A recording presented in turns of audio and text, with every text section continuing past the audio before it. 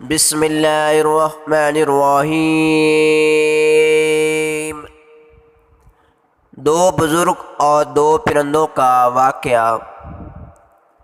حضرت شفیق بلخی اور حضرت ابراہیم بن ادم رحمۃ اللہ علیہ کے درمیان سچی دوستی تھی۔ ایک مرتبہ شفیق بلخی اپنے دوست ابراہیم بن ادم کے پاس آئے اور کہا کہ میں ایک تجارتی سفر پر جا رہا ہوں، سوچا کہ جانے سے پہلے آپ سے ملاقات کر لوں، کیونکہ اندازہ ہے کہ سفر میں کئی مہینے لگ جائیں گے، لیکن توقع کے خلاف چند ہی دنوں میں واپس لوٹ آئے۔ اور جب حضرت ابراہیم بن ادم نے انہیں مسجد میں دیکھا تو حیرت سے پوچھ بیٹھے، کیوں شفیق اتنے جلدی لوٹ آئے؟ حضرت شفیق بلخی نے جواب دیا، حضرت میں کیا عرض کروں، راستے میں ایک حیرت انگیز منظر دیکھا اور الٹے پاؤں ہی گھر لوٹ آیا۔ ہوا یوں کہ ایک غیر آباد جگہ پہنچا، وہیں میں نے آرام کے لیے پڑاؤ ڈالا۔ اچانک میری نظر ایک پرندے پر پڑی جو نہ دیکھ سکتا ہے اور نہ اڑ سکتا ہے۔ مجھے اس کو دیکھ کر ترس آیا۔ میں نے سوچا کہ اس ویران جگہ پر یہ پرندہ اپنی خوراک کیسے کھاتا ہوگا۔ میں اسی سوچ میں تھا کہ اتنے میں ایک دوسرا پرندہ آیا۔ اس نے اپنی چونچ میں کوئی چیز دبا رکھی تھی۔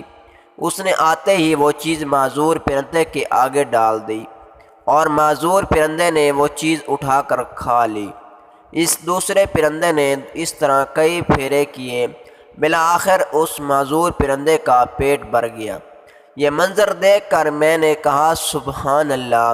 جب اللہ تعالیٰ اس ویران و سنسان جگہ پر ایک پرندے کا رزق اس کے پاس پہنچا سکتا ہے تو مجھے کو رزق کے لیے شہر در شہر پھرنے کی کیا ضرورت ہے؟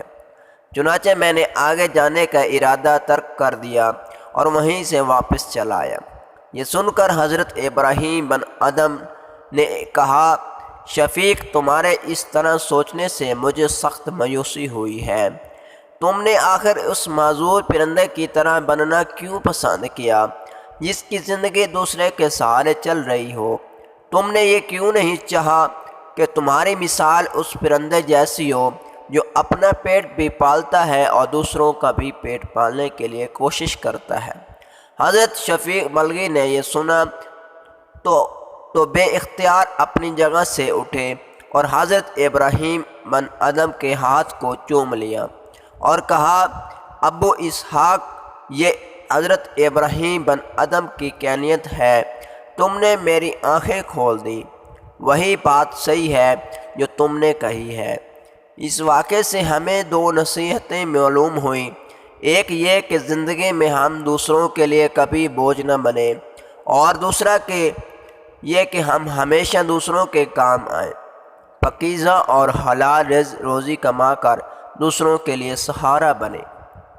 دعا ہے اللہ تعالیٰ ہم سب کو کسی کا محتاج نہ بنائے، آمین یا رب العالمین۔